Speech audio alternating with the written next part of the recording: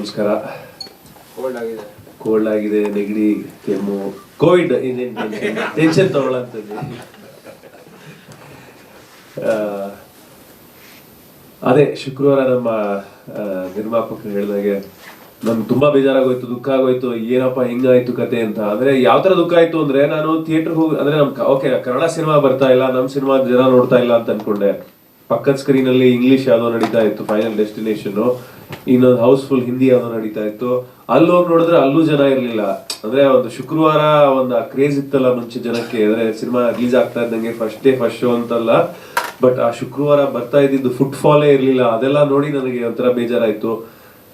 ಆಮೇಲೆ ನಮ್ಮ ಸಿನಿಮಾಗೆ ಬಂದಾಗ ಸ್ಯಾಟರ್ಡೇನೂ ಅಷ್ಟೇ ಒಂದ್ ಸ್ವಲ್ಪ ಪಿಕ್ ಆಗಿತ್ತು.